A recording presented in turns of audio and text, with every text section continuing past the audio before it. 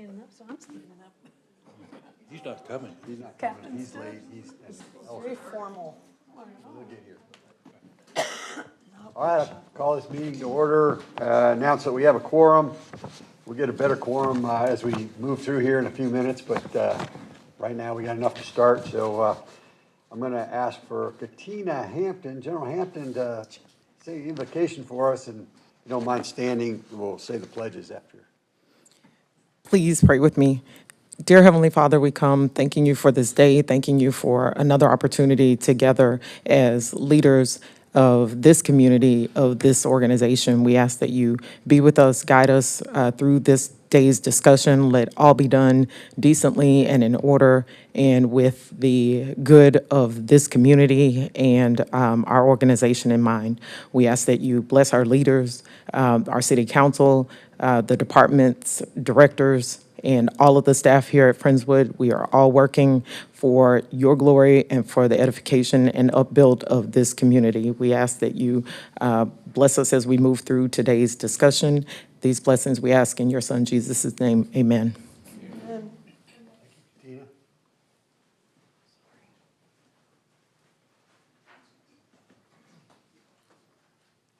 Pledge allegiance to the flag of the United States of America and to the republic for which it stands, one nation, under God, indivisible, with liberty and justice for all. Honor the Texas flag. I pledge allegiance to thee, Texas, one state, under God, one and indivisible.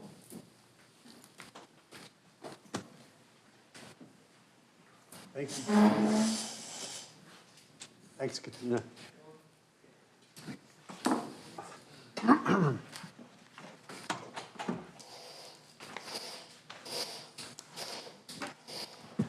All right, item 4, council comments.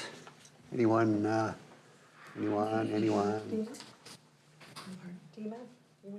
Oh, well, I want to thank Randy Hill for coming last Friday, Thursday and Friday. We had the TML Region 14 summer meeting down at Galveston and at the Galvez, such a cool venue. If you haven't been down to the Galvez in a while, you should go down and visit. But I just wanted to thank him for his attendance. We had actually record-breaking attendance and sponsorship, so just wanted to say thank you. I have nothing. Randy? Well, I'll just add, you're welcome, and it was extremely informative as my councilman education process continues. The TML is turning out to be a treasure for council members and cities and such. Great opportunities to hear from Randy Weber talking about, and he was there via video, but talking about what's coming as far as working towards achieving Ike and initial funding being in progress. I got a chance to reacquaint myself with Larry Taylor. He was there, and so a lot of good people working hard to make things better for not just Friendswood, but for all of Texas. So it was a great experience. Good. And I know Thursday we have HGC. We're saying goodbye to Chuck Wimple, so we're having a little send-off for him. So That's right. always a lot going on. All right. Item 5, public comment. Is there anyone that I don't have any cards, so I think we can skip item 5. I would like to wait until 2 more council members get here before we kick off the budget discussion, Rhonda. So if you'll allow me, I will skip to the ordinance. And item 7 is an ordinance. Consider on first reading an ordinance repealing section 2.1 of ordinance number 2002-16 and renaming a portion of Baker Road southeast of Stonewall Pass Road as Hackney Road. Director of Community Development, Aubrey Harbin. Good morning. So this is just a correction to fix some street naming. We have 2 Baker Roads. And this portion of Baker Road has sometimes been called Hackney Road. But unfortunately, there was an ordinance in 2002 that named this portion of the road Baker. So GCCDD has submitted a plat to plat their portion of the property at Baker and Stonewall. So we just want to clean this up in an effort to get all that clear. So the portion on the map in blue from Stonewall down to Wilderness will be known as Hackney Road. And then Baker Road is the section from 2351 to Stonewall Pass. Already has the street signs. Yes. That's why I said sometimes it's called Hackney and sometimes Baker. So, yes, Sort of a cleanup. really. yes. Okay. Yep. Do you need a motion? I need a motion. Motion to approve? Second. Motion and a second. Any more discussion? All in favor? Thank you. More votes. Thank you. Well, item 6, we can get into it, and I'm sure if people come in with questions, they can. So Councilmember Ellisor and Ross are both coming. They're just running a few minutes late. Councilmember Griffon cannot. Okay, ready? Go ahead, Rhonda. Good morning, Mayor and Council. Today, we are going to take a deeper dive into the proposed budget, and we're going to talk about the general fund and the water and sewer fund, the two main operating funds of the city. And before I get started, I would also like to remind you that we can make changes to the proposed budget before adoption. So we'll start off with the vision statement. And the vision statement was adopted by council on July 1st. The Friendswood City Council is dedicated to providing quality public services, fostering a vibrant economic climate, and ensuring robust emergency operations and fiscal responsibility. So we'll start off with the general fund. I guess I should do my own slides. Okay, so where does the money come from? So about 81% of the total general fund revenue, 48.1 million, is taxes, property taxes, sales tax, and franchise taxes. Property taxes is up about 2.6 million from the prior year budget, and this is reflective of the proposed 4.5 cents increase in the property tax rate. This increase is needed mainly to cover those items that are listed as forces at work and decision packages, which we'll talk about later on in the presentation. We're estimating approximately a 2% increase in sales tax revenue, and that's after taking into account the adjustment for the sales tax that we received in error. License and permits are down.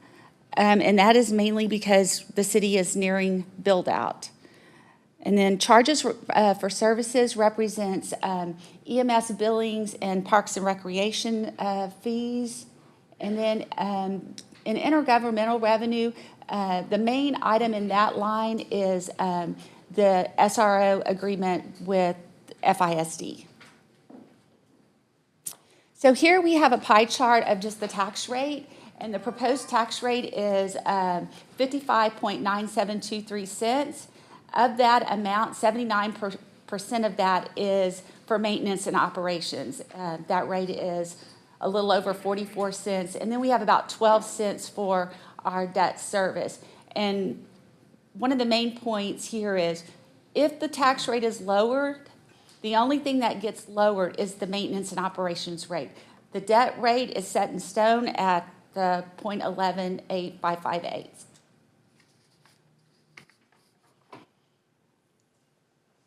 So here, the proposed budget was developed using a tax rate of 0.559723. This is about 4.5 cents above the current rate of 51.4172 cents. We received estimated values from both appraisal districts around July 24th. And the tax rate used to develop the budget is about 2.7 cents less than the voter approval tax rate with the unused increment. The net estimated taxable value is 5.77 billion, which is only up 59 million. That includes new construction of 78.1 million. It takes into account exemption, and it includes over 65 free ceiling values of approximately 1.3 billion, which has remained pretty flat from prior year. It also excludes the value of the tax increment reinvestment zones. And then also note that we lost about 35.3 million in value due to House Bill 9, which increased the commercial property exemption from 2,500 to 125,000. And note that new construction value is down about 19.8 million from last year. And then as of the date the values were certified, there was still about 338 million in protested values. And then this tax rate, again, will fund the debt service payment obligations of 6.8 million, and that's up 307,000 from last year. So to reiterate, we've lost that much money in maintenance and operations to the tax debt service fund. So here we have the tax bill comparison. The difference between the current rate and the proposed rate on a home valued at $460,000 is $168 annually and only about $14 monthly. This takes into account the homestead exemption, as well as there being no change in the value of that home from last year.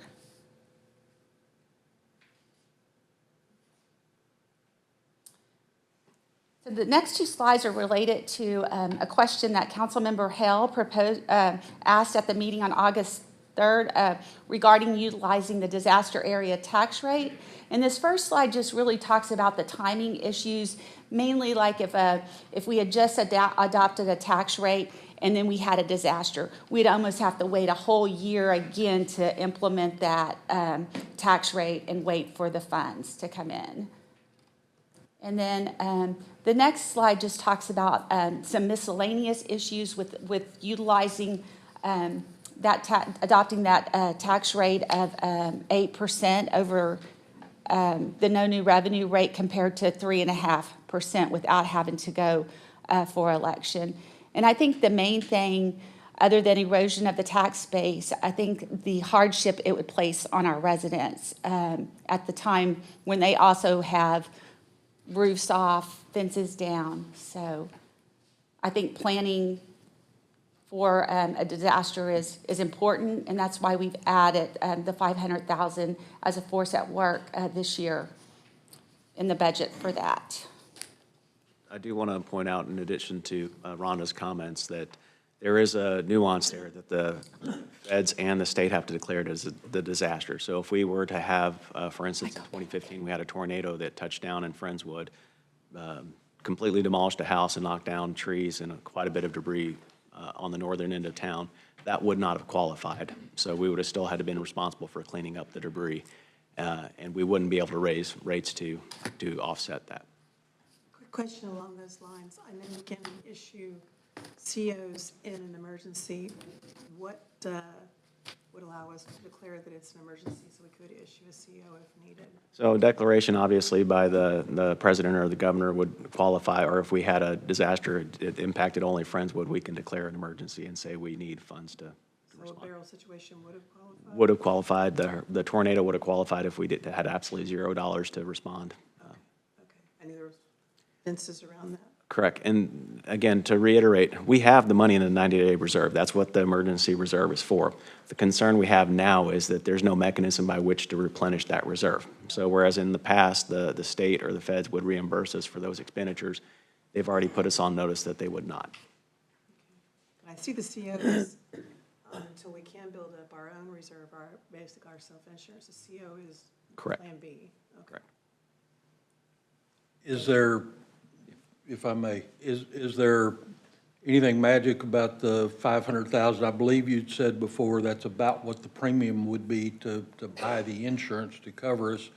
That still may not cover us if it's not a declared disaster. Correct. 500,000 on a $3 million hit, we still have to find some other way to fund it, and who says there won't be a disaster next year? Correct. So we could accomplish beginning this process of the savings account, not necessarily at 500,000. We could start it at a lower number. We could start it at a higher number, but of course that would affect the tax rate Yes, sir. even more. But we could also impact the tax rate by starting at a lower number. So that you are absolutely correct. The 500,000 was based upon the premium that we were quoted if we were to go out and get insurance for this type of coverage. But if council were to choose a lower amount to set aside, that's perfectly okay. Any number that we start saving is a good thing. And let's hope for the best that we don't have a disaster in the meantime. The hope for the best part is what we need to do. Hope for the best, but plan for the worst. Plan for the worst, of course. Excuse me. So where does the money go? The total general fund expenditures budget is 4.1 million. That's up about 2.7 million, which again is primarily a result of the forces at work and the decision packages that we're asking to be funded. Excluding the forces at work, there's only about a 1% increase in our operating expenditure budget. Almost 50% of the total expenditure budget is public safety, and that includes police and our emergency services. And included in that is the FVFD contract, and that's up about $312,000. And then that reserve that we're talking about, the $500,000, it's included in that number as well. The next largest function is the general government, and that is mayor and council's budget, city manager, city secretary, city attorney, finance, human resources, IT, communications, and municipal court. And that is up about $493,000 from prior year budget, and that's primarily related to software support services in the IT's budget, as well as a funded decision package for one FTE in city attorney's budget, which we'll talk about in a few slides. Parks and Recreations makes up about 13.3% of the total budget, and it's only up about $32,000 from last year, or 1%. And here we have the 5-year comparison of expenditures. As you can see by looking at this chart, the biggest part of the general fund's budget is personnel, and that's about 67% of the total expenditure budget. And we've added some notes there where personnel has increased. In 2025, we onboarded the EMS, and then in 2026, we had the approval of the 16 FTEs.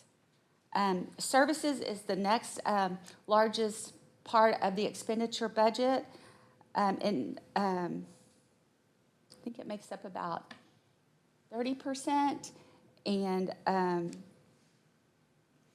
about 24% actually, I have it in my notes. And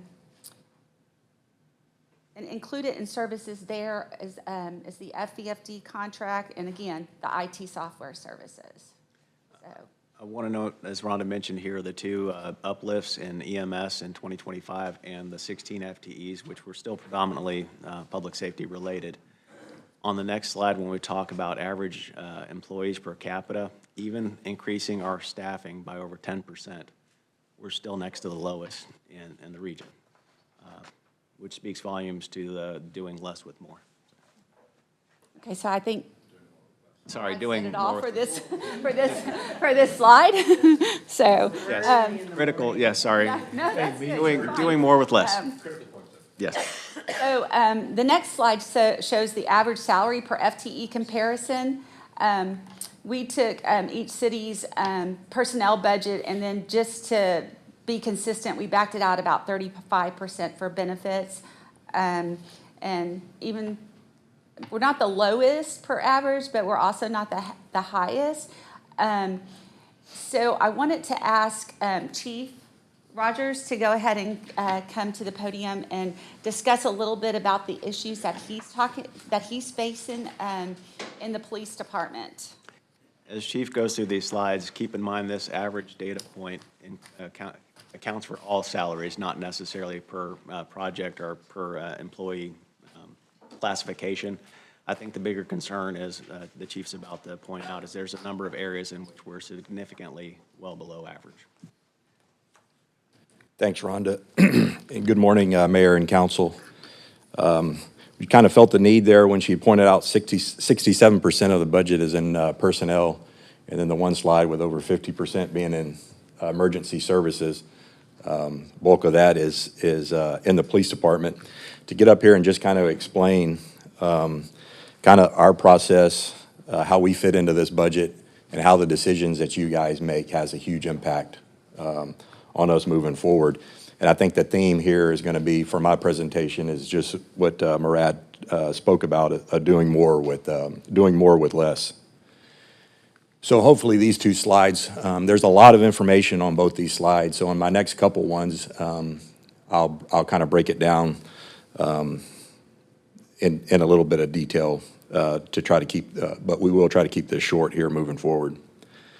You can see here on the first slide on your left is, the starting salary as we compare ourselves to 26 agencies across the area.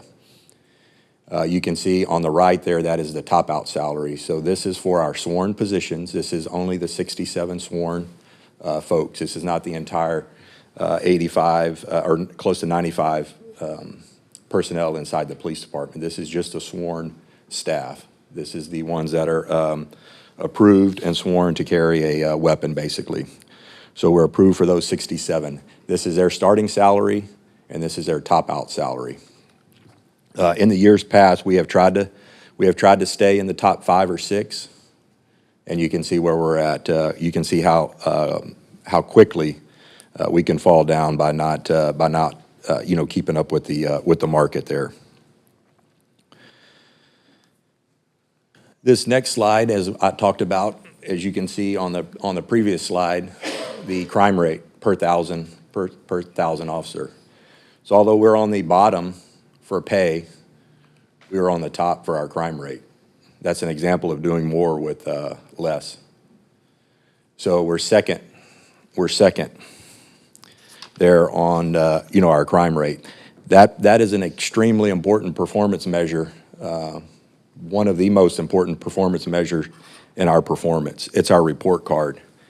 Year after year, we score an A++ on our report card. That's one of the stats of this city that I am most proud of. I mean, and for 9 years, we've been, at this very low, and I don't even think we should compare ourselves to a village. I mean, we're a city. Memorial Village, when you get 25,000 people, yeah, you can be on that chart, but, it's just so impressive, I think, that we can keep the crime rate so low. Our officers do such a good job, and we don't have as many officers per capita as other cities. Obviously, we're not paying them well enough, and yet we're such an impressive city. And that's our citizens. It's not something I think they wake up and think about every day, but overall they do. They are glad that they're living in a city that has such a low crime rate. I mean, you can just look in the papers and see what's going on around us and all the stuff that's going on. And we are very blessed. So thank you, Chief. Yes, sir. Thank you for those remarks, Mayor. We do feel the support. We know that. We know our success for tomorrow really depends on our decisions today. So we're riding the coattails of a lot of success that's been done in the past today. And I remind our officers and our employees of that every single day. So it starts today with the decisions we make that will have huge impacts on us moving forward later on down the road. And that's important for even the workers to understand that today it looks good. That doesn't mean tomorrow it will. It can change very, very quickly. This rate can change very quickly. And there's a lot of moving parts to make this happen. When I close, I'll talk about how all city departments play into this crime rate. This is not the police department's crime rate. This is your crime rate. This is IT's crime rate. This is finance's crime rate. This is all of our department, Public Works, all of them have a result in this crime rate. We don't operate in a silo. Another one to bring the point of doing more with less here is at per thousand staffing level. 1.52, it's lean. We're up top on operating the most leanest. And you can see, when we go back on the crime rate, you can see that some, if it was just on staff alone, probably ought to have some better numbers than what they do there when they're talking about staffing levels. So we're not asking, again, this presentation at the end of it is not anything for you guys to fix. There's not. This is an example, as I close in the final slides here, this is an example of us working together as a team, as a group, year after year after year. We'll work with finance, and we'll get that number fixed and not come up here and ask you guys for a couple pennies on the sales tax, or on the rate at all. We're not going to do that. We're going to fix this in-house to get us back up to where we do, and that's what we do better than anyone else as well. That's why we are a World Series team in the city. We win year after year after year. Here, there's nothing broke in what's going on up here. Let's see here. So as I close, the benchmark that I think we used an external benchmark before we looked at the 26 agencies. It took about 5 minutes to come up with that benchmark of $74,000, which is the average salary in the Houston area for a police officer position. It took us, three of us, about 3 months. That's not the only thing we worked on, but to come up with our number. And it was pretty nice to look at those 26 agencies and compare it to an external benchmark, which was on a federal website, to come up with this number. So we're very confident in this number. We know we know what we need to do in-house to not get to the top. Even though we're in top, we're producing A++ record. But to not get to the top, we just want to remain at the average. That's the best we can hope for at this point. This number is changing at a rate that's faster than what Merit can keep up with. It really is. And that's the challenge. That's the challenge for all of us moving forward. The 2.75% to 3%, the Merit, that's how we progress through the pay plan. And I don't think some people understand that completely. That's all we have. Merit is not on top of another raise. So 2.75%, what I'm saying is that every 3 or 4 years, we're going to drop to the bottom with a 2.75 to 3%. This is in my area. I can't speak. I'm not the public works director. I'm not the IT director. I can't speak for those other professions. I can tell you for ours, 2.75% is not cutting it. Not in this market. That number is going to go up. The average, that average 74,000 on that number in the Dallas area is close to $90,000. That's where we're headed for beginning salary. That's where we're headed in the market. So again, we're a World Series team. I hate to keep saying that, but we are. You guys know that. And we win at everything we do year after year. I think that tax bill comparison slide was probably one of the best ones that I've seen through this presentation here. Because I think Rhonda broke it down as less than $200 a year to increase, to not do more, but just to keep up, just to keep that average going. So thank you all for that time. Hopefully that made a little bit more sense. Any questions? I have a couple of comments. Is that okay? Okay. It's a work session. So, Fire away. just recently, this is on my mind because it just happened like this weekend, and then the 4th of July, met a family with 4 kids at the 4th of July, and they just moved into Friendswood. It was their first 4th of July parade. Somebody asked them where the kids were going to be going to school, or why they moved to Friendswood. And they said they moved to Friendswood because it's so safe. And I was expecting they moved to Friendswood because of the schools, but they were putting them in private school. I was a little shocked. Then I did my little thing about they've got great school, that kind of thing. But it was because it was so safe. This last weekend, I met a new family that moved in next door to me with a young child. And they did say, because they wanted their child in Friendswood schools, but also said, and because it's so safe. So that's 2 conversations I had just recently where safety, the safe community, and that feeling of safety was mentioned as one of their top reasons for moving to Friendswood just recently. So the chief and I used to have these conversations way back, the former chief, and I remember him saying when we were griping about stuff, that it doesn't just happen. And I don't want to be on a council that just thinks about today, how we are today. I want to plan for the future and leave this community as good as it is today or better, but at least as good as it is today for the younger people that are here and raising families, or the older people that decide to stay, whomever it is. I don't want to think about just what happens today. But, Exactly. you know, think about what we're leaving for the future. And you said it when you said we're building on the legacy of others. Well, we did have a talk a few years ago about our police officers' salaries, and we made a jump that year. I don't think anybody up here thought, okay, that's it, 1 year, we won't have to address that again. That's just not the way it is. It's not the way it is with teachers, it's not the way it is with police officers. It's not the way it is, and those are the largest groups of people in those two entities. So we do have to plan for that, and it is going to mean that sometimes you have to pay more.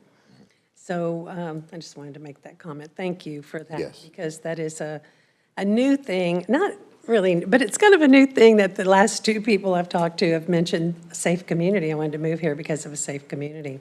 For sure, and to, to even highlight the point more that I was trying to make with, we don't operate in a silo. That crime rate, the safety, it's all departments. It's all departments chipping in. We can't operate the great software that we buy if we don't have an IT department that can maintain it. The same with finance, the same with other department directors that we work hand in hand with on a daily basis. It's not just one time a year that we come together and do this stuff. This is truly a group effort from everyone in the city to get to this crime rate. We are a team, that's correct. Good team. I'd just like to say, I appreciate the great job that you do. I do know you're doing more with less.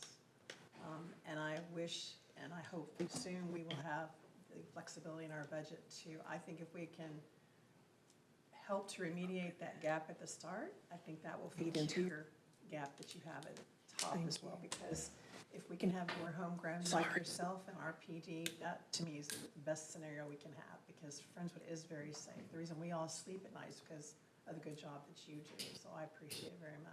Yep, we're building for that tomorrow. We have to have depth on the bench for when these retirements happen, to make sure the city is run the same way in the future as it is today. Yeah. Thank y'all. As a reminder, the proposed tax rate and budget doesn't address this issue. I know. And I wish I could tell you in a year from now, we will no longer have those budgetary pressures. We will always have that. It's a constant struggle with communities that are not fast-growing. I know. But we do have a lot of resources in terms of assets here that we want to protect.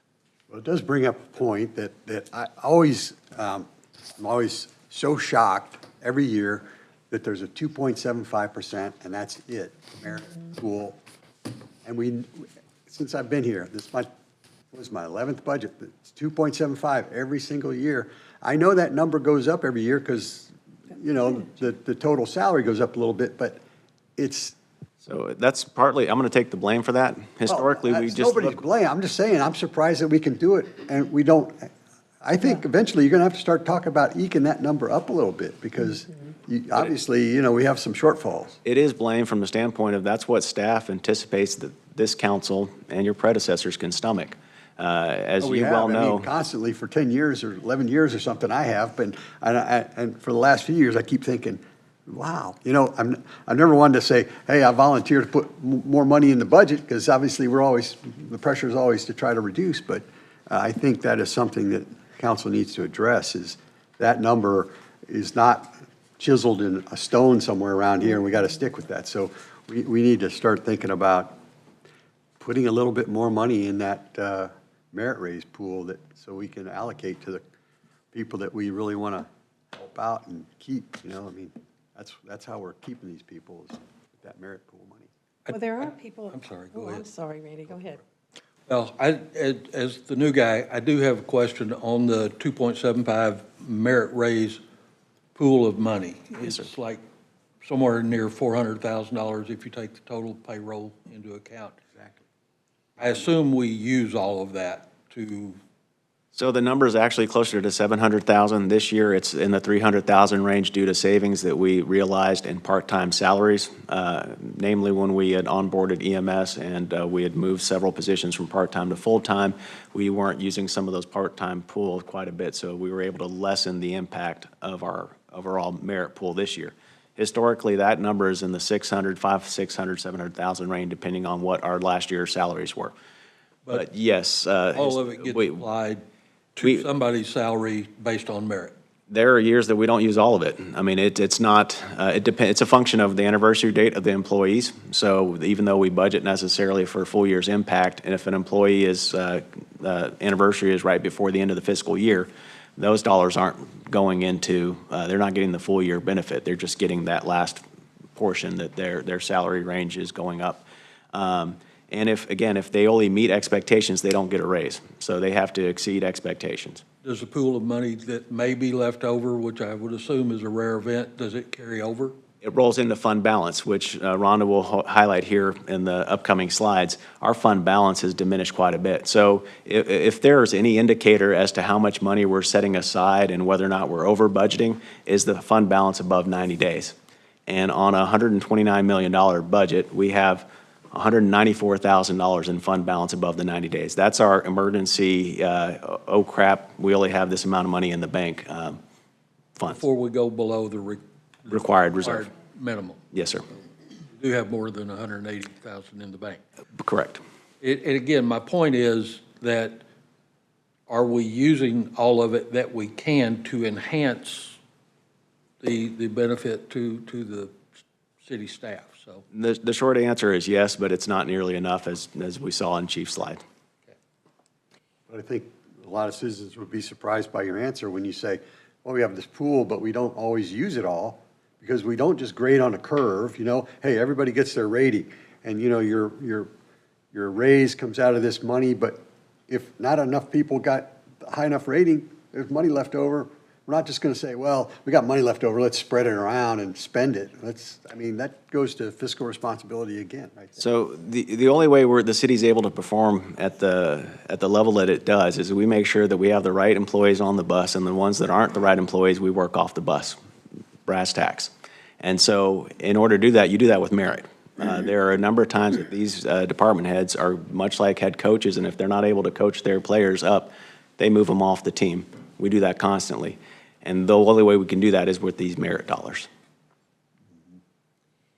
It's a lot easier to adjust someone's salary who's doing a fantastic job if there's only 3 people in the department or whatever it is.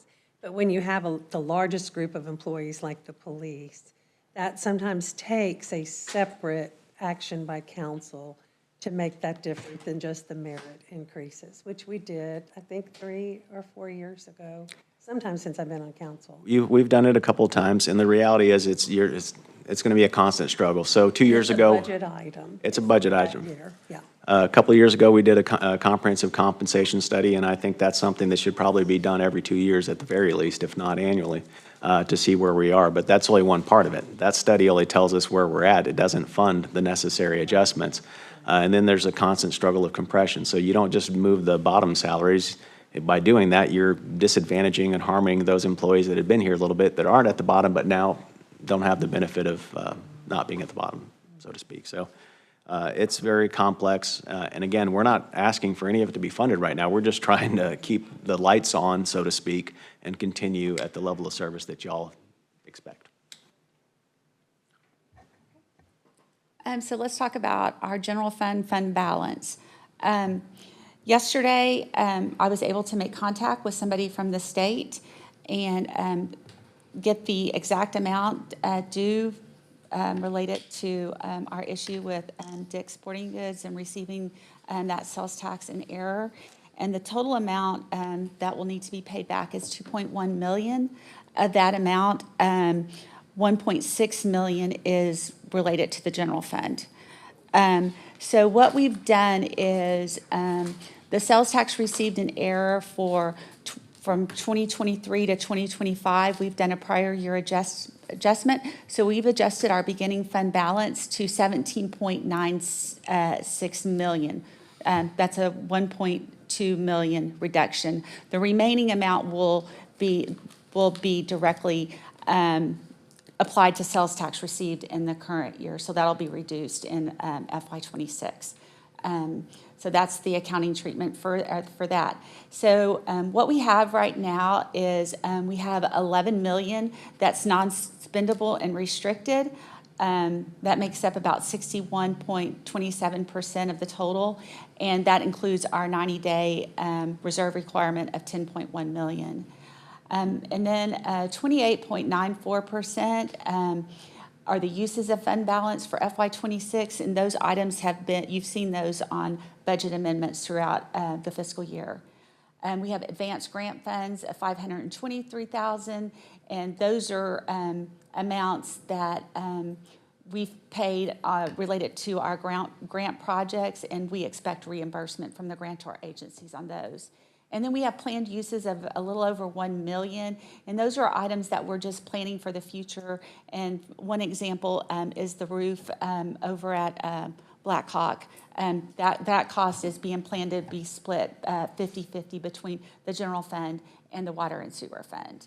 And then the amount remaining is for capital projects, and that's only 194,000. It's 1% of the total.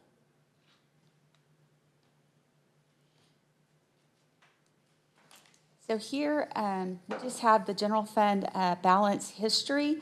The blue line represents the 90-day reserve requirement, and you can see how that's increased, and that's a result of the increase in operating expenditures over the year. And then the orange line represents the balance above the 90-day reserve requirement, and that fluctuates throughout the year. And you can see right now, we're just a little bit above our 90-day reserve with 194,000. And then we have our forces at work and our decision packages. So our total forces at work are now 2.1 million. We've removed the special election services from the forces at work. And so I think most of those we've talked about, you're familiar with, especially the large ones. And then the funded decision packages. In place of the special election services, we went ahead and moved up an item that we felt was very important. It happened to be ranked right below merit by all departments, which is very rare for everyone to rank something the same, because everybody hears things different and needs are recognized as being different. So we all felt like it was important to hire a deputy city attorney to help out Karen. I don't know if most of you know, but she's up here all the time working. She works her weekend, she works her Friday off. So we felt like that was important to fund. I do know that because I do come in here, I'm not here 7:30 to 5:30, whatever the hours are for you. I'm not here Monday through Friday, but I'm here every day, and a lot of Saturdays and Sundays I pop in here just to get something out of my office. And sure enough, you know, the lights and the heater are on down in Karen's office, and she's in there working away. I don't know, hard working. So the next slides show the unfunded decision packages. These are items that are needed that we don't have the funding for. A few of these things keep me up at night, especially the emergency equipment, an ambulance remount, the cardiac monitors, the FEFD support truck remount. Those are items that we're not able to fund this year with even the increase in the tax rate. So on that slide, just because I'm a little bit, you know, that way, but we had a net total for about 134,000 for that deputy city attorney, the net for remainder of the year after we can bring that person on. But the previous slide, it's 150,000. Yes. So you want to explain that? Just, I mean, Yes. just my So there's other things besides just the costs that go into hiring a person. So we went ahead and took that additional funds and we added it in for office space. I'm not really sure where that person will be housed. and just any renovations that we need and, you know, furniture, that type of things. You're not taking more space out of the mayor's office. Yeah. What are you laughing Cut at? it in half. You have in the No. past, I know. I don't think that's the plan. I think the plan might be to house the new position at the PD. I think there's a significant amount of, number of open records requests that come in that are related to public safety, and I think that person being housed over there would be beneficial. I will say the general public's understanding of what's entailed in an open records request is woefully inadequate. The amount of hours that go into reviewing thousands upon thousands of pages of emails and other correspondence, body cam footage, everything, and doing their best to protect the interest of not only this organization, but its employees are paramount, And doing it right. and doing it right. Yes. There is, I don't know the number off the top of my head, but the number of Attorney General's opinions that Karen's had to write, and the number that she's already gotten pre-approved, because I don't know the right term off the top of my head, is previous determinations, is unparalleled. Right, yes. And it's appropriate to say, you know, every department benefits from the legal office. I mean, every department is feeding information to Karen, and she's helping every single department. It's just not. He's keeping us doing the right things and keeping a number of us out of jail, so we're very Different appreciative. world.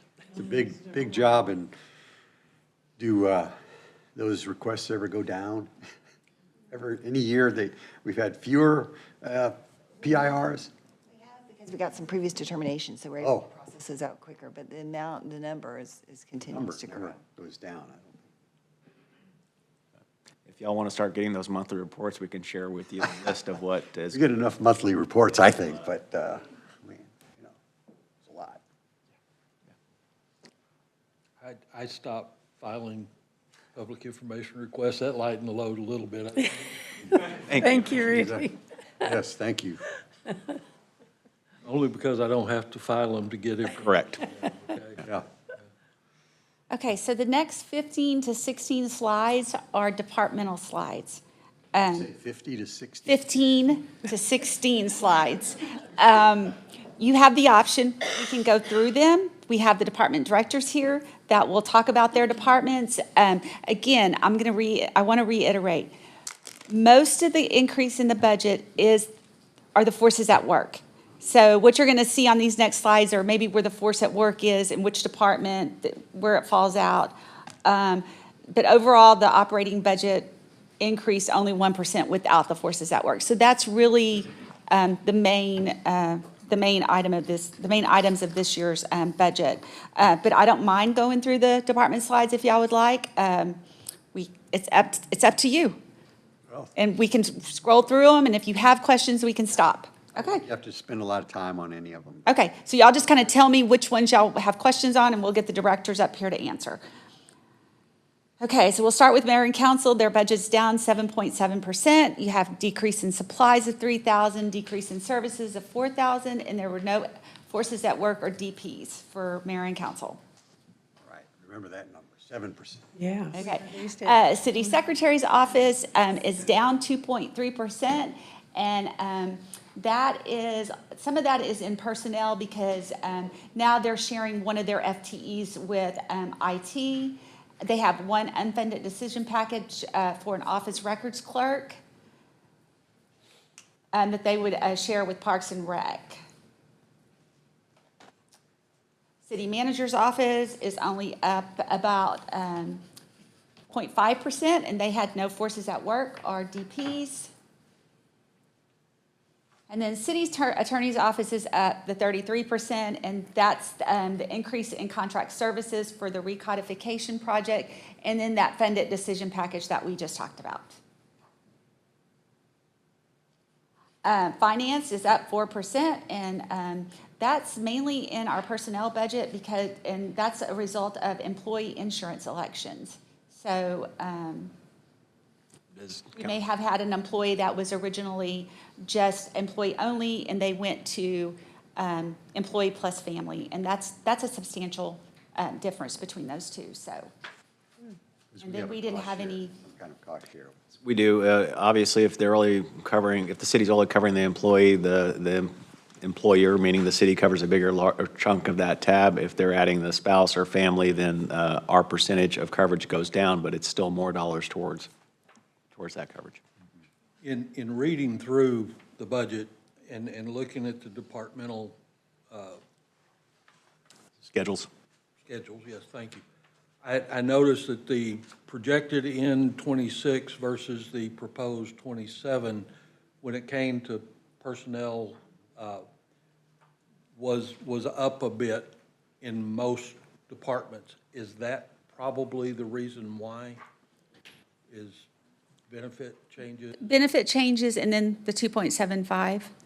That 2.75 is already calculated into that number. It's in the personnel budget for each department. Okay. Yes. For planning purposes. Yes. planning Yes, purposes. yes, it's included. Yes, sir. So Yes, if it's we have vacancies or if we don't use those dollars or they don't get merit, then Yeah. it doesn't. Yeah. So when we say no, no decision packages, merit is in there. There's just no additional ones. So that's a little confusing. Sorry about that. Human resources budget is down 2%, and that's primarily in services. And last year, when we budgeted for the next level urgent care premiums, we had all of that sitting in human resources. And so it's been allocated out to the departments now. So that's another reason you're seeing that in the departments. The forces at work, 5,000 for House Bill 4144 for retiree insurance. And then they have one unfunded decision package, a digital wellness platform for 20,000. And then IT's budget is up 10%, and we've discussed that numerous times throughout the budget process. There's a 200,000 increase in software support services, which we have to have those. So then they are sharing, their personnel budget is up slightly because now they're sharing that FTE with city secretary's office. So that's Is that person on board yet? Where does that person sit? Up in your space, Terry? No, it's No. D. D. That's Oh, D. D's position. Yes. Position. Oh, Dee's been here more than a year, though. She's been here more than a year, but the change to her role both in IT and city secretary's office changed this past. I got you. Okay. Last fiscal year. The current one we're in. So there's two forces at work for IT, the ERP cloud conversion for 55,000 and the PD Microsoft licenses, 27,000. Municipal courts only up 1%, and they didn't have any forces at work or decision packages. And then communications is up 3%, and there's no forces at work or decision packages for them either. And then the police department's only up 2%, and they have two forces at work, the police policy accreditation for 25,000, and then the Motorola equipment services for 60,000.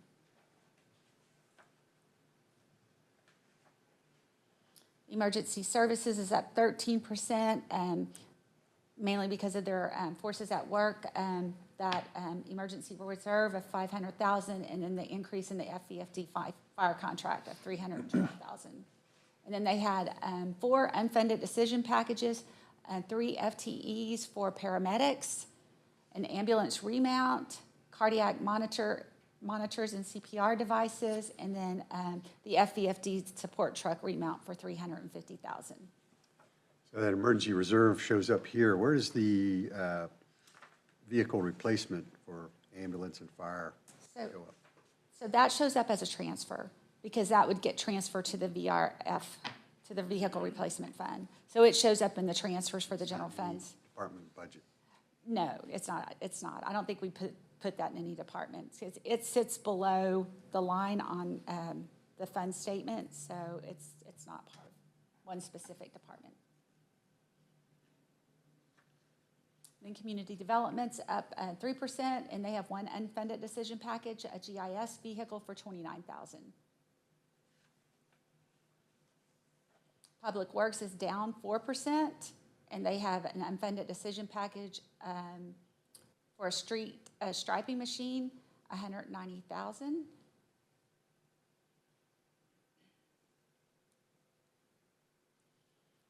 And then engineering is up 1%, and they have an unfunded decision package for $160,000, an infrastructure asset inventory and asset management framework system.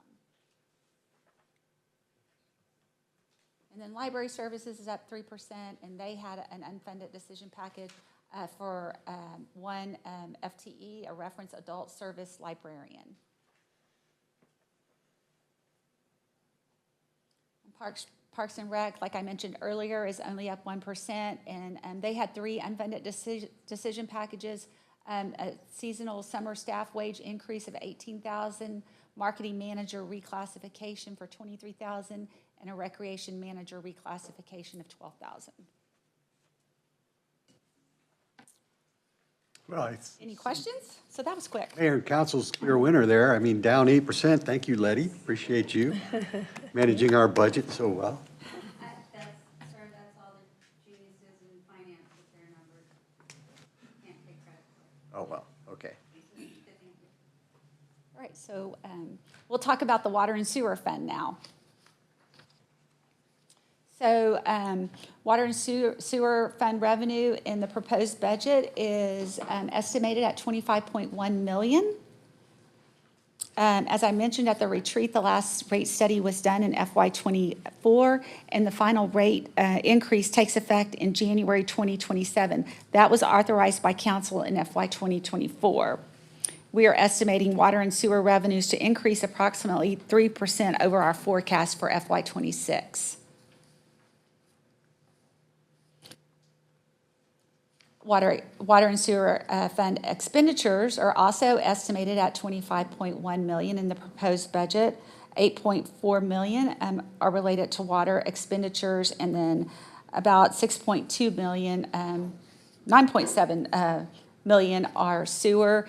And then you have the debt service payments at $6.2 million. That's for the water and sewer revenue bonds. And then the budget for capital improvements has been increased from $300,000 to $800,000, and this is for collection line maintenance. And then here we show the 5-year comparison of expenditures in the water and sewer fund. 32% of the total expenditure budget is in services. Included in this amount are contracts with the City of Houston and Gulf Coast Authority. And these are all listed out on the forces at work. And that'll show the increases in those this year. Included in capital outlay and other are transfers to the revenue debt service fund for the payment of debt, and then the transfer to the general fund of about $3.8 million for administrative costs incurred by the general fund. It's kind of a random question, but when we buy water from City of Houston, how far out do we know what our rate is? Do they have a set rate? Do we have a set rate for 5 years or more or less, or? No, they reevaluate it each year as part of their budget process, and then we have what's known. We don't really know. We don't, well, we know roughly what it's going to be because we meet quarterly with the City of Houston and the other co-participants regarding operational issues that they see at the plant. And at the end of the year, there's also a true-up provision within the existing contract. So any adjustments that are necessary, that's covered there. Just curious. But no, they don't adopt a rate for 5 years. They adopt it annually when they adopt their budgets. Then we have the water and sewer working capital. The beginning balance in our working capital was $12.9 million. That was as of October 1st. 36% of that is the uses of working capital for FY26. And those were, again, items on budget amendments that you saw throughout FY26 and approved. And then we have some planned uses that we're proposing to use. And then the amount available for capital improvements is only 2% of the total, which $244,920. And then the 90-day operating reserve for the water and sewer fund is $2.7 million.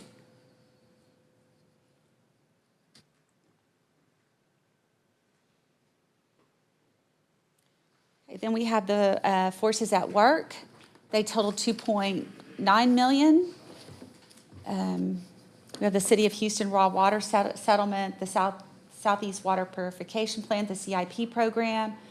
I just mentioned a few minutes ago, the Capital Sewer Line Maintenance, and then the Blackhawk Wastewater Treatment Plant, the operational costs, as well as the CIP program.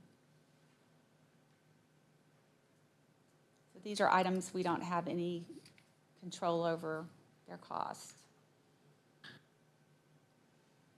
And then the funded decision packages for the water sewer fund total $261,146.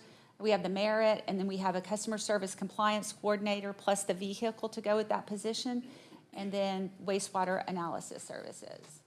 Then we have one unfunded, which is water system infrastructure planning and hydraulic module update for $950,000.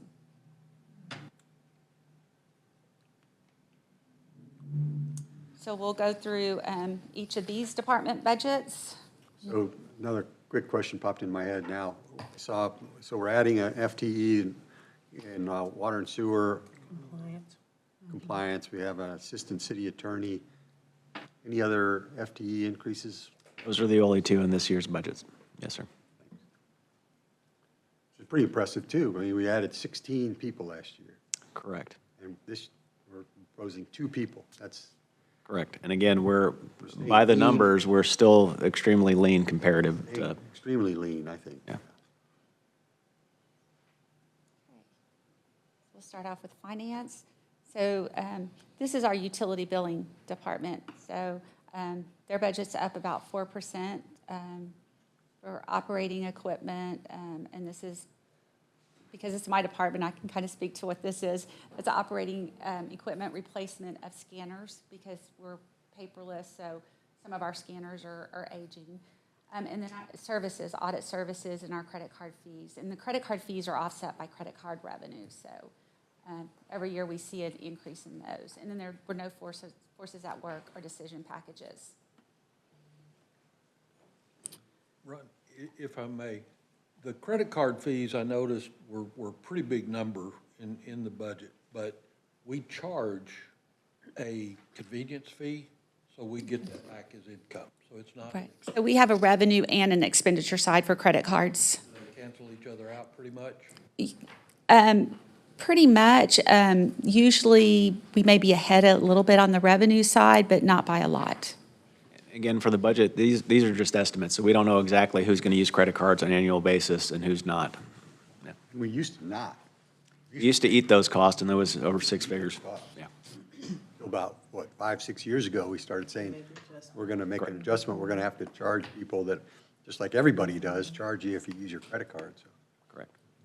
that was enough to be It was over 6 figures, yeah. hundreds of thousands. It's a big chunk of money. Yeah. So this slide is human resources, the insurance side. So this is just insurance related to the water and sewer fund, and that's down 1%. And then Public Works is up 23%. And again, it's because of the forces at work that we just talked about and the decision package. That's causing the overall increase there. And then engineering on the water and sewer side is up 7%. And the one decision package, the wastewater analysis services, that's funded.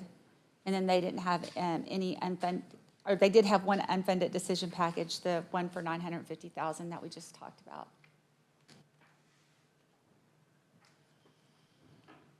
Okay, so next steps. Today we had our budget workshop, the special meeting.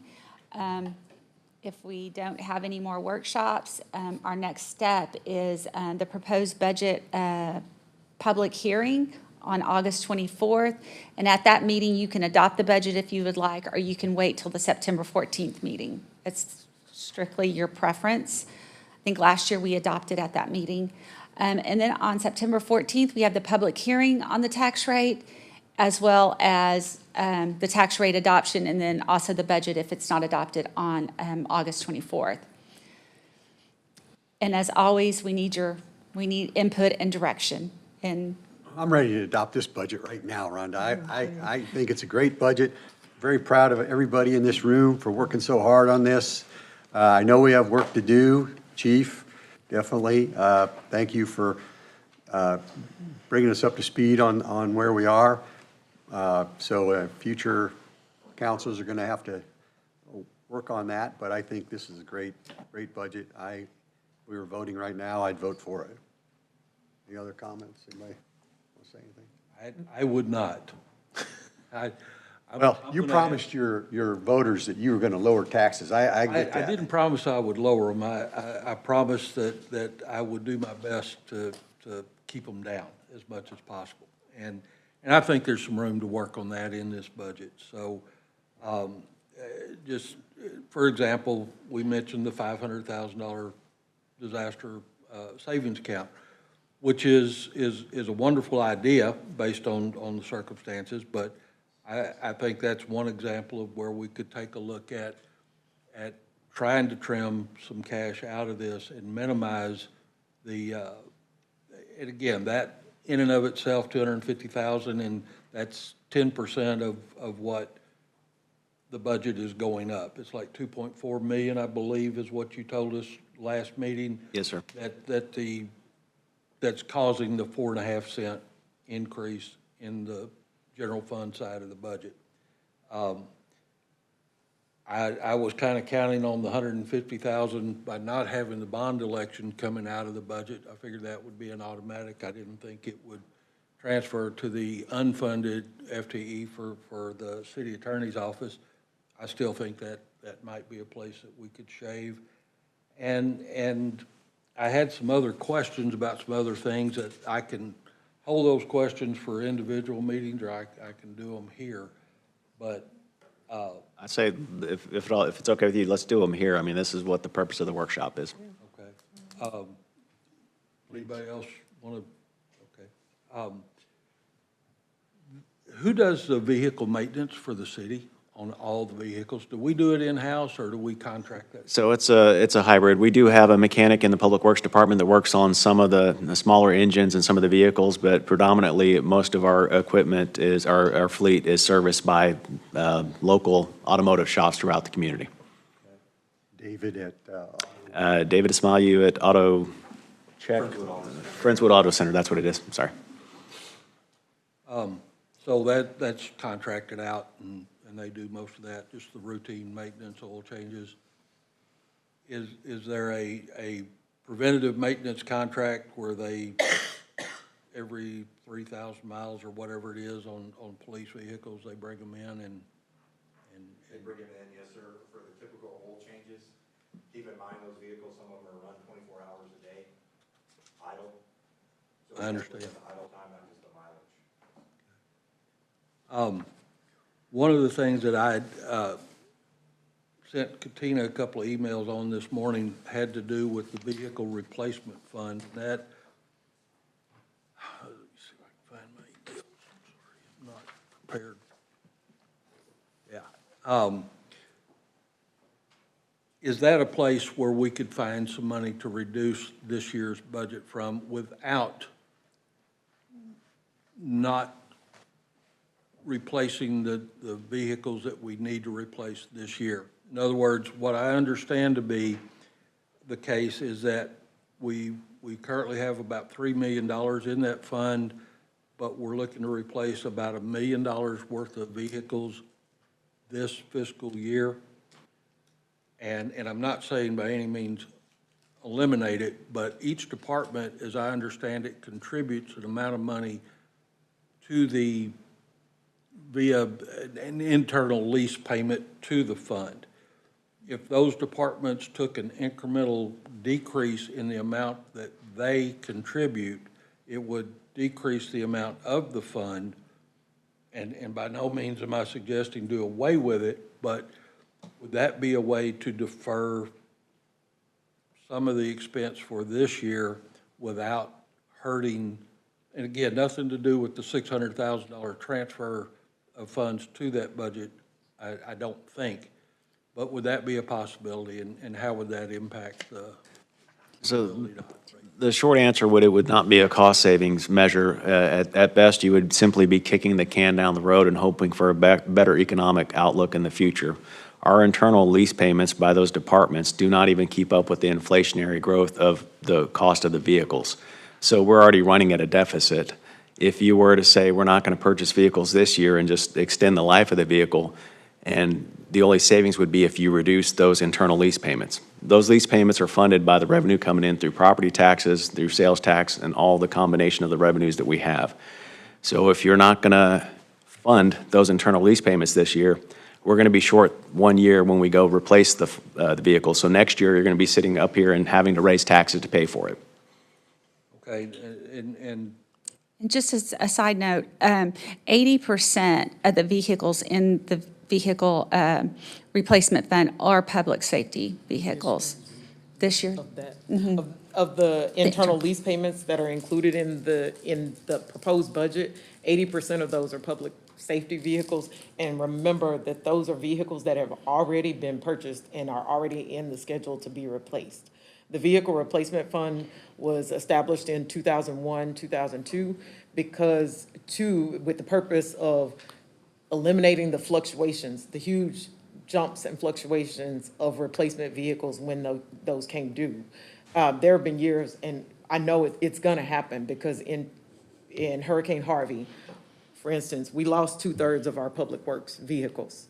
That's not gonna affect the tax rate totally because of those vehicles being water sewer funded, but in 10 years, which is now, it's like this year or next year, we're gonna have to replace like 2/3 of those vehicles. If we didn't have the funds set aside to do that, it's gonna be a huge impact on the tax rate, or it's gonna be a huge impact on the water and sewer rates, because that's how a big portion of that is funded. but the public works vehicles are funded through the, Some of them, we have some in streets and drainage, which is general fund related as well.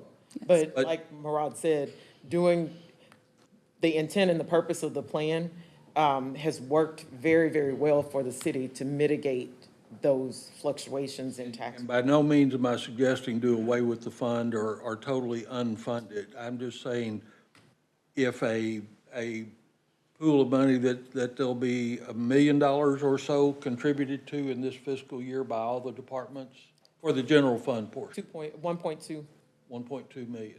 is the That will lease reduce payments by for, 300,000 this year. if you do that, we could do it, as Murad said, but just know that those vehicles, the cost of replacing vehicles is never gonna go down.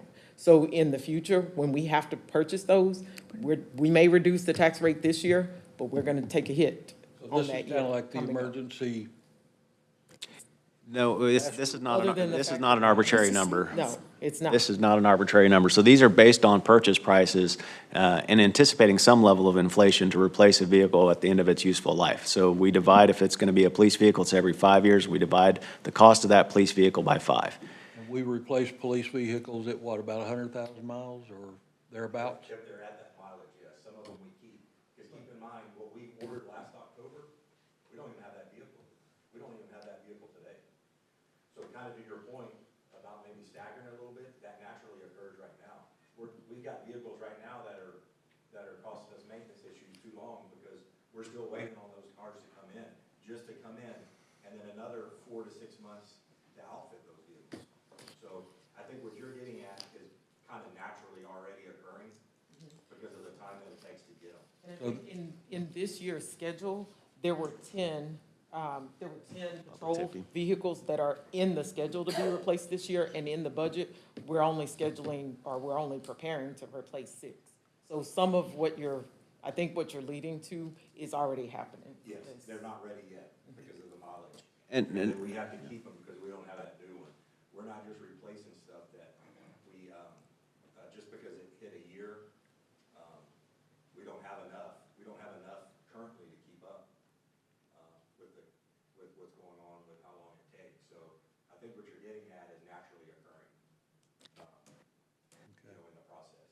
the difficulty, it's not just mileage, though. These vehicles, if we don't have a backup vehicle, it's being run at 2 12-hour shifts. So they're operating 24 hours a day in some function. So the wear and tear on the engine parts is just as significant, even if they're not moving. Well, my perception of this was that it is a savings account to buy vehicles for the future, and deferring some of that savings, as long as it wouldn't negatively impact the ability to replace the vehicles when they actually need to be replaced, was what I was looking for. And what I'm hearing is that won't work. No, sir. Okay. We'll look elsewhere, but we will keep looking. Okay. I think, one last thing I want to say is, because I feel I'm part of the problem here, because over the last, I think, 10 years, we've always forced the lowest possible tax rate. And it did take a little while for the light bulb to come on. We realized a few years ago, we need $500,000 for deferred maintenance. We were kicking that can down. We were hoping that we could take care of deferred maintenance out of sales tax revenue, or we could just take it out of fund balance. And, that's not working anymore. Now, on the large vehicles, fire and ambulance, that became aware of that just about a year ago when we bought a $2.1 million fire truck. And, we realized, hey, we're going to have to replace these engines, these ambulances, And so putting that money in is just sort of something that we've realized we need to do. We need to have that vehicle replacement fund also. We never had that large vehicle replacement. You're talking about the smaller vehicles, but we're realizing. And then, just this year is when we find out, hey, FEMA's not going to pay for Beryl, and now we need another $500,000 to start saving, to offset, basically insure ourselves against those kind of problems when we have that. So, yeah, I was sitting up here and I was rallying, for even last year where what do we shave off, Katina, at the last second there, a penny or something at the end of the day last year when we took basically some of our sales tax money and we put it over in, anyway. So I think we got to stop doing that. We got to realize, hey, this is how you fund a city that is doing as well as we are and keep it going this way. And you don't try to cut corners and go, well, yeah, we need that $500,000 for that, and, pick up the barrel debris, but let's just make it $400,000 and hope, Hope's not a good strategy. We're going to have to, and like you said, Rhonda, I think if we get a storm, as soon as we approve this budget, hey, unfortunately, hurricane season doesn't end until the end of November. We got to approve this budget September. So we could get a storm and then, it could be one that we're going to have to pay for, or we tell our citizens, sorry, we don't have the money to pick up your debris. It could be a storm that we have to pay for that happens next month, and we don't have that $500,000 in the bank yet. We don't. So we're still looking for money to pay for the We are. debris pickup and such, which the emergency tax that could be applied may need to be applied there. Maybe not 5 cents, maybe 2 cents for 3 years or 1 cent for 3 years. So it still has to be funded, and the $500,000 is not going to cover that base as much as it probably needs to be covered for the future. No. That's also not to say that legislation may not change at a different level that will allow us to get funding from other sources as well. Again, it's a who knows kind of thing right now. We do know that under the exact same circumstances, Beryl would not be funded via federal money or reimbursed via federal money. Correct. We have the emergency funds in the bank to cover it. What we don't have is a method to replenish it as quickly as it needs to be replenished. So, You explained that extremely well. yeah, Yes. that's what I'm saying. So You the get it. possibility of cutting it a couple $100,000 or $300,000 or $400,000 versus going the full $500,000 may help trim the budget a little bit. Well, it definitely would help trim the budget, but, we have to make the best possible decisions for our residents, and I think I can explain to them all day long, why we're setting this tax rate and where the money is going and what we're planning for and preparing for, and, we don't want to just rely on hope that, the state will come through with some money or hope that the storm doesn't hit, so I walk out of the room thinking, can I explain this to, Farmer Ted down the street, and why his tax rate is this? And I'm very comfortable. I can explain that to him because you guys have laid it out so well and you've done such a magnificent job. So I'm comfortable. Thank you, Rhonda. You know, I've been on council for 8.5 years, and I don't think I ever remember anybody coming up here in open session at a meeting complaining about their taxes. I don't think so. But I did hear people, the debris was taken, it took too long. I got phone calls, I got emails, I got stopped at the grocery store. When is our debris going to be picked up? When are we going to get this? When are we going to get that? We've heard from people about the community, the summer program for kids. They come up here for that. There was a survey that was done many years ago, and I don't know how current it is, but in this community, about 70% of the dads have a bachelor's degree or higher, and it was closer to 80% of the moms had a bachelor's degree and higher.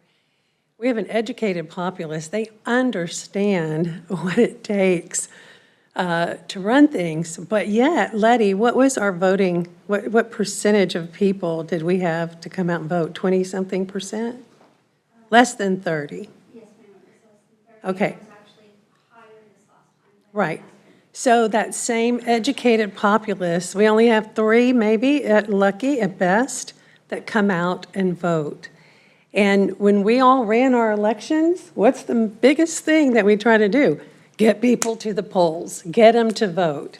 And yet this is a highly educated citizenry. I think that most people are involved in their own lives and trying to make their own lives work. They're comfortable, they feel safe, and they want us to do the job. We're volunteers, and they're happy that we're volunteering. And if we counted the percentage of people in our community that volunteer, that would be less than, 2 or 3 out of every 10 that volunteer on a consistent basis that really know what it takes. So I think that you just, years ago, I was still superintendent. Steve Rocky had just been on council, I think, for a year.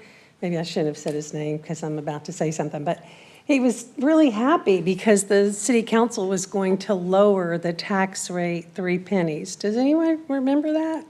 Do you ever get told about, well, why don't y'all lower the taxes again like they did back in 2018 or whenever it was, or 2017 or whatever it was? Because nobody remembers that. They don't remember that. And I remember having this debate with him saying, what y'all ought to do is have a deferred maintenance program that y'all don't have a line item for yet. You ought to have a deferred maintenance and keep the tax rate. People, they're used to paying this taxes. They're not complaining about city taxes. They complain about school taxes. They don't complain about city taxes because at that time, school taxes were like 3 times as much. But so I think it's just I don't want to raise a tax rate. I've got a young son and daughter-in-law and grandkids that are trying to make it just like a lot of young families. I'm on a fixed income like a lot of retired people. We're all paying. Many of you sitting out there developing this budget are paying. Rhonda, you're paying the taxes too. Yes. Your appraisals go up too. We're all doing the same thing. But I don't want to take away services that our people are used to and expect. And I don't want to roll the dice. And I just think that, at some point, we have tried so hard to keep the tax rate, keep the tax rate, keep the tax rate, lower the tax rate, go down a penny. We funded $40 million in bonds after Harvey, and we didn't raise the tax rate to pay for it. So we cut here and cut there and cut here to try to keep the tax rate the same. And I'm not saying it's not a noble thing to do or a responsible thing to do, but at some point, it's like what you said, Mo, you've kicked the can down the road. At some point, you've got to face the facts and say, do we want what we have or we want less than what we have? And I don't hear anybody telling me that we want less than what we have. So I have no problem with this budget. I think everybody has scrubbed it a lot. I know that this is your first one, Randy, and I respect that you're doing that, honestly. I mean, I remember I got into it a lot more at first than I have because I then learned and followed it over the years. But I have no problem with this budget, and I think it needs to be, the tax rate to support it needs to be adopted. And we move on, and I'm telling you, y'all can tell me if I'm wrong, in a year or two, people will not remember unless they want to make it an issue.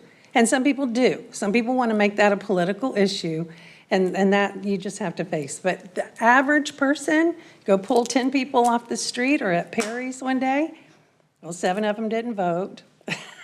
8 or 7 of them didn't even vote.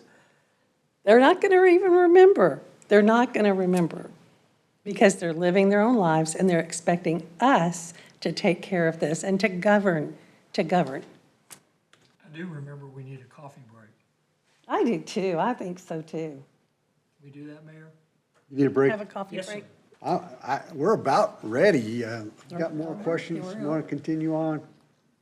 No, there's. We're done nothing actually after else this that I can because really we get took into care at of the this next point. item. You're buying me a cup of coffee somewhere? I'll buy you a cup of coffee, sir. I'm done.